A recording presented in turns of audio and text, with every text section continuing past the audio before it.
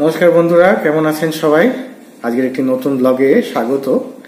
আজকের এই ব্লগে আমরা ডিসকাস করব যে কানাডায় এসে আপনি যদি নতুন করে চাকরি শুরু করতে চান তাহলে কি কি জিনিস মাথায় রাখতে হবে, এখানে চাকরি খোঁজ কিভাবে করবেন, আপনার কারেন্ট যে স্কিল সেট, এক্সপিরিয়েন্স, এডুকেশন এগুলোকে এইখানে এই দেশে ডিমান্ড অনুযায়ী কিভাবে কাজে লাগাবেন, আর কিভাবে বাকি প্রসেসগুলোকেও সেইভাবে অ্যালাইন করতে পারেন। সেই সব যে ইনফরমেশনগুলো আমি এখানে এসে গ্যাদার করছি সেইগুলোই আপনার সাথে শেয়ার করব। তাহলে আমার অভিজ্ঞতাটা আপনাদের কাছেও কাজে লাগবে, আপনারা একদম শুরু থেকে শুরু করবেন না। আমি যতখানি ইনফরমেশন গ্যাদার করতে পেরেছি এখানে আসবার পর আমি সেগুলো শেয়ার করছি এই ভিডিওতে। আশা করি এই ইনফরমেশনগুলো আপনাদেরও উপকার হবে। এইবারে আসি চাকরির দিকটা। ধরুন আপনি একটা কারেন্টলি চাকরি করছেন, আপনার ইন্ডিয়াতেই যদি বলি, ইন্ডিয়াতে মাসে ধরুন 1 লাখ, 1.5 লাখ কি 2 লাখ টাকা মাইনে। যে চাকরি করুন, আপনি গভর্নমেন্ট চাকরি করতে পারেন, প্রাইভেট চাকরি করতে পারেন। এবার আপনি ভাবছেন যে আপনি কানাডায় চলে এলে আপনার ওভারঅল ফাইন্যান্সিয়াল স্টেট বা কন্ডিশন অনেক বেটার হবে কিনা, আর লাইফ, শুধু ফাইন্যান্সিয়াল স্টেট নয়, ওভারঅল লাইফটা আপনার বেটার হবে কিনা। তাহলে আপনাকে দেখতে হবে যেটা যে আপনার যে current experience, skill set, educational background সেগুলো কানাডার ওয়ার্কের যে ডিম্যান্ড তার সঙ্গে কতটা সঙ্গতি আছে, মানে আপনার যেটা কারেন্ট এক্সপিরিয়েন্স সেটা এইখানে কতটা আপনি ইউজ করতে পারবেন, যাতে আপনি অ্যাডভান্টেজ পাবেন কিনা সেটা আপনাকে প্রথমে দেখতে হবে। আপনি যে প্রফেশনেই থাকুন, এখানে সব রকম প্রফেশনই মোটামুটি একই রকমই আছে, বা অনেক নতুন প্রফেশন এখানে আছে যেটা হয়তো ইন্ডিয়াতে এখনো অবধি সেরকমভাবে গ্রো করেনি বা নেই। তো আপনার কারেন্ট স্কিল সেট, এডুকেশনটা দেখে আপনি ইন্টারনেটে সার্চ করে দেখবেন যে এখানকার যে জবের ওয়েবসাইটসগুলো, যেগুলো এখানকার জবের অ্যাডভার্টাইজমেন্টগুলো পাবলিশ করে, এখানে যেমন গ্লাসডোর আছে, ইনডিড আছে, এছাড়া বিভিন্ন লোকাল সাইটও আছে, সেগুলো ইন্টারনেট থেকে পেয়ে যাবেন। সেখানে কিরকম ডিম্যান্ড আপনার স্কিল সেটের, তার থেকে একটা আইডিয়া পেয়ে যাবেন যে আপনি আপনার স্কিল সেটটাকে এখানে কতটা কাজে লাগাতে পারবেন। কয়েকটা প্রফেশন যেমন খুব রেগুলেটেড, যেমন ধরুন ল, আপনি যদি ইন্ডিয়াতে লয়ার হন বা ডাক্তার হন, এখানে যদি আপনাকে ল প্র্যাকটিস করতে হয়, এখানে যদি আপনাকে ডাক্তারি প্র্যাকটিস করতে হয়, তাহলে কিন্তু এখানে অনেক রকম রুলস আছে, মানে অনেক রকমের আপনাকে এক্সামস দিতে হবে, এখানকার লাইসেন্স জোগাড় করতে হবে, সেটা একটা লম্বা প্রসেস এবং সেখানে অনেক রকমের কমপ্লিকেশনস আছে। আপনাকে সেগুলো বুঝতে হবে, বুঝে সঠিক পথে সঠিক গাইডেন্স নিয়ে সেই জিনিসগুলোকে প্রথমে জোগাড় করতে হবে, তারপরেই আপনি এখানে লয়ার হিসাবে জয়েন করতে পারেন বা ডাক্তারি করতে পারেন। তো এই ধরনের আরো কিছু রেগুলেটেড প্রফেশন আছে যেগুলো আপনি ডাইরেক্টলি ইন্ডিয়া বা বাংলাদেশ থেকে এসেই এখানে সেই ধরনের চাকরি বা সেই ধরনের কাজ করতে পারবেন না। সেই ইনফরমেশনটাও আপনি ইন্টারনেট থেকে বা সঠিক যে চ্যানেল, এই ধরনের কনসালটেন্ট যারা আছে হেল্প করে এইসব ব্যাপারে, তাদের থেকে সঠিকভাবে গাইডেন্সটা নিয়ে নেবেন। কিছু প্রফেশন আছে যেগুলোতে আপনার কোনো এই ধরনের রেগুলেটেড কোনো বাধ্যবাধকতা ব্যাপারটা নেই, আপনি যা স্কিল সেট ইন্ডিয়াতে আছে সেটা ডাইরেক্টলি ইউজ করতে পারবেন। সবচেয়ে বেশি যেটা সহজে ইউজ করা যায় সেটা হচ্ছে আইটি প্রফেশনাল। আমরা সবাই জানি যে আইটি প্রফেশনাল যারা আছে তারা ইস্ট থেকে ওয়েস্টের দিকে অনেকেই আসছে, মাইগ্রেট করছে, এখানে এসে ইমিগ্রেন্ট হিসাবে থাকছে, কাজ করছে, অনেকে পাকাপাকিভাবে থেকেও যাচ্ছে, কারণ এইখানে এই রেগুলেটেড ব্যাপারটা নেই। আপনার যা কারেন্ট এক্সপিরিয়েন্স, কোয়ালিফিকেশন, সেইগুলো দিয়েই আপনার এখানে কাজ করতে পারবেন। যদি এখানকার কোম্পানি আপনাকে নেয় তাহলে আপনি সেগুলো দিয়েই এগুলো করতে পারবেন। এবং তুলনামূলকভাবে বাকি প্রফেশনের থেকে আইটি প্রফেশনের চাকরিও বেশি। আইটি বিভিন্ন রকম কাজ হয়, সেটা আপনারা ইন্টারনেট থেকে আবার দেখবেন যে কোথায় কি ধরনের প্রফেশনের দিকে কাজ বেশি হচ্ছে এখানে। এখন যে সমস্ত টেকনোলজিক্যাল অ্যাডভান্সমেন্টের জন্য কাজ বাড়ছে, তো এই চাকরিতে যদি করেন আপনি সরাসরি ইন্ডিয়া থেকেও অ্যাপ্লাই করতে পারেন, বা এখানে এসে আপনি অ্যাপ্লাই করতে পারবেন যদি আপনি পিআর নিয়ে এখানে আসেন, আসার পর এখানে এসে আবার চাকরি খোঁজা, অ্যাপ্লাই করতে পারবেন। তুলনামূলকভাবে এই চাকরিটা পাওয়া কিন্তু সহজ, এলেই পাবেন এরকম কোনো গ্যারান্টি নেই, টাইম লাগবে, কিন্তু তুলনামূলকভাবে এই আইটি ফিল্ডের যেহেতু অনেক চাকরি, তাই জন্য এটা পাওয়া সহজ। এছাড়া আইটি ছাড়া আপনি যে কারেন্টলি যে ফিল্ডে আছেন, ধরুন ব্যাংকিং সেক্টরে আছেন, টিচার্স আছেন, সেই ধরনের প্রফেশন যদি থাকে তার কি কি এখানে রুলস অ্যান্ড রেগুলেশনস। যেমন টিচারদের আমি যতদূর শুনেছি, আপনি যদি ইন্ডিয়াতে টিচার হন, মানে আপনি কারেন্টলি একটা টিচিং প্রফেশনের সাথে যুক্ত, এখানে এসে যদি টিচার হতে চান তাহলে কিন্তু আবার এখানে কিছু রেগুলেটেড রুলস আছে। মানে আপনাকে এখানে কিছু এক্সাম, সার্টিফিকেশনস, এখানকার এডুকেশন সিস্টেমের যা পদ্ধতি তার সেই অনুযায়ী আপনাকে কিছু পরীক্ষা টরীক্ষা দিতে হবে, সেই লাইসেন্স বা সার্টিফিকেশন জোগাড় করতে হবে, তারপরেই আপনি এখানে টিচার হতে পারবেন, ডাইরেক্টলি পারবেন না। তো সেটাও জেনে নিতে হবে আপনাকে আগে থেকে। সেই অনুযায়ী আপনাকে চিন্তা ভাবনা করতে হবে যে আপনি যেটা কারেন্টলি করছেন সেই চাকরিটাই আপনি এখানে এসে কন্টিনিউ করতে পারবেন কিনা, বা আপনার কারেন্ট স্কিল সেটটা অন্য কোনো চাকরিতে কনভার্ট করে এখানে করা সম্ভব কিনা, সেই রকম চিন্তা ভাবনাগুলো করে তবেই ডিসিশনটা নিলে সুবিধা হবে আপনার পক্ষে। আর বেনিফিটস এর মধ্যে বলতে গেলে এখানকার প্রথম বেনিফিটস হচ্ছে এখানে পলিউশন ফ্রি এনভায়রনমেন্ট, যেটা আমার দিক থেকে মনে হয়। আমরা ইন্ডিয়া বা বাংলাদেশে যেখানে থাকি সেখানে তো জানেনই কতটা কনজেস্টেড, কতটা পলিউটেড সবকিছু।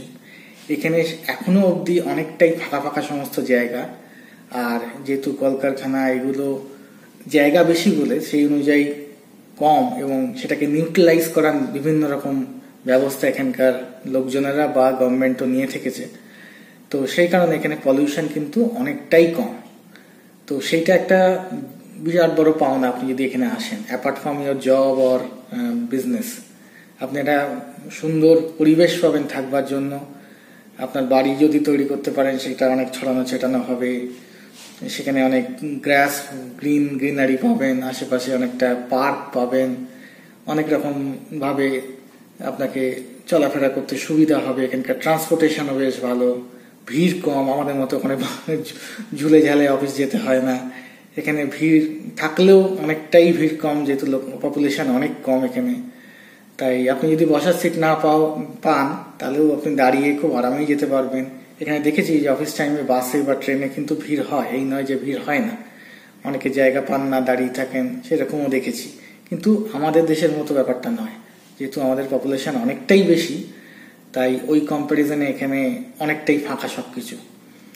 তো সেই সমস্ত জিনিসগুলো আপনাকে বিচার করতে হবে যে এইগুলো কিন্তু এখানকার বেনিফিট অ্যাপার্ট ফ্রম জবে। আর একটা জিনিস হচ্ছে যে এখানে ইকোনমিক স্টেবিলিটি বলতে ইনফ্লেশন, এখন ব্যাপারটা একটু অন্যরকম হয়ে গেছে আফটার কোভিড। এখানে ইনফ্লেশন প্রচন্ড বেড়ে গেছে, কস্ট প্রচন্ড বেড়ে গেছে, কিন্তু ওভারঅল আপনি যদি এখানকার হিস্ট্রি দেখেন, এটা শুধু কানাডা নয়, যেখানে ওয়েস্টার্ন কান্ট্রিজেই এখানে কিন্তু ইনফ্লেশনটা অনেকটাই কন্ট্রোলড। সেই জন্য জিনিসপত্রের দাম খুব বাড়ে নয়। একটা মোটামুটি যদি আপনি এখানে রোজগার করেন তাহলেও আপনি মোটামুটি এখানে জীবনযাত্রা স্বাভাবিকভাবে যাপন করতে পারবেন। প্রতি বছরই বিভিন্ন রকম দাম আমাদের মতো ওখানে বাড়ে না, সেইটা কিন্তু আর একটা স্টেবিলিটির দিক থেকে বিচার করবেন।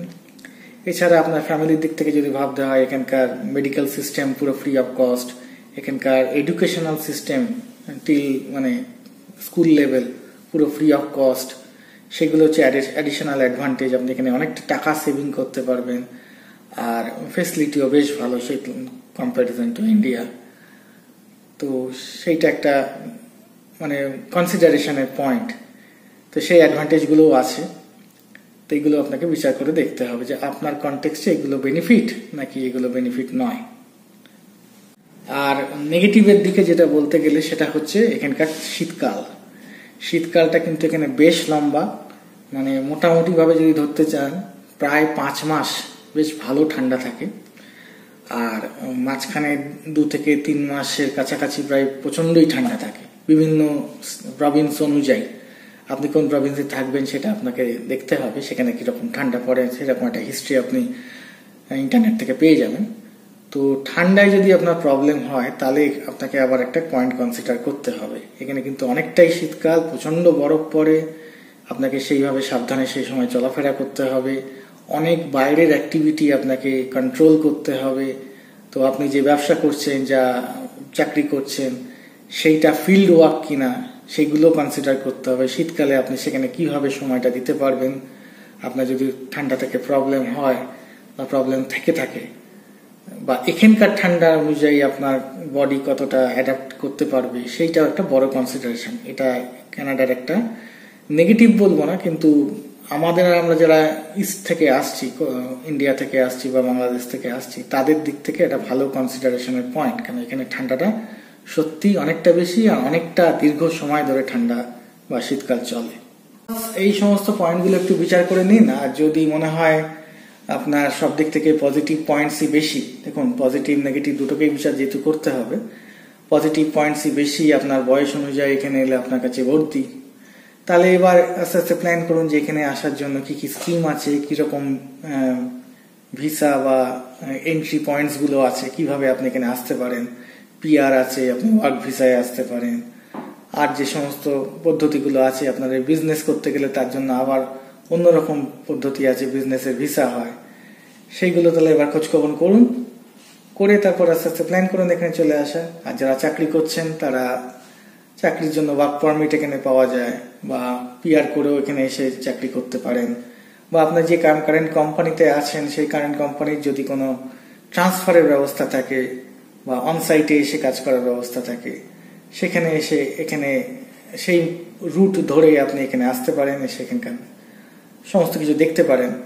আপনি একটা এক্সপেরিমেন্ট করার সুযোগ পেতে পারেন, যে আপনি এখানে এসে প্রথমে দেখলেন, যদি আপনার মনে হলো না এই জায়গাটাই ভালো আপনার নিজের দেশ থেকে, তাহলে আপনি এবার একটা লং টার্মের প্ল্যান শুরু করে দিতে পারেন। তো এই কনসিডারগুলো করে আপনি আপনার মতো বিচার করুন, করে দেখুন। ভালো মন্দ সব দেশেই আছে, এখানেও আছে। এবার আপনার কনটেক্সটে কতটা পয়েন্ট ভালোর দিকে যাচ্ছে, কতটা পয়েন্ট খারাপের দিকে যাচ্ছে, সেই অনুযায়ী আপনাকে বিচার করে নিতে হবে। আমি আমার এক্সপিরিয়েন্সটা আপনাদের সাথে শেয়ার করলাম, যা আমি বন্ধু বান্ধব বা কলিগের সাথে থেকে জানতে পারছি এখানে। আশা করি আপনাদের এই ইনফরমেশনটা ইউজফুল লাগছে। আপনারা সেই অনুযায়ী আপনারা একটা ইনফর্ম ডিসিশন নিতে পারবেন যে কি করবেন, কোথায় সেটেল হবেন। আর অন্যান্য কান্ট্রি আছে সেখানে সেটেল হওয়া যায়, সেইগুলো বিচার করবেন। কানাডা একমাত্র কান্ট্রি নয়, কিন্তু কানাডা কি কি বেনিফিট, অন্যান্য কান্ট্রিতে সেই বেনিফিটগুলো আছে কিনা, বা তার থেকে বেশি বা কম কি আছে, সেইভাবে বিচার করে নেবেন। আজকে ব্লগটা এখানেই শেষ করছি। সবাই সুস্থ থাকবেন, ভালো থাকবেন। আমার এই চ্যানেলটা যদি ভালো লেগে থাকে আপনাদের, তাহলে please like, share and subscribe. আর এই ভিডিওটাও আপনি সবার সাথে শেয়ার করবেন, তাহলে যারা এই দেশে আসতে ইচ্ছুক তারা এই ধরনের ইনফরমেশনগুলো পাবে এবং সঠিকভাবে ডিসিশন নেওয়ার একটা চ্যানেল খুঁজে পাবে, যে কি কি পয়েন্টগুলো কনসিডার করে ডিসিশন নিলে ডিসিশনটা সঠিক পথের দিকে যাওয়ার চান্স আছে, সেটা বুঝতে পারবে। আজকের মতো এখানে শেষ করছি। সবাই সুস্থ থাকবেন। টাটা।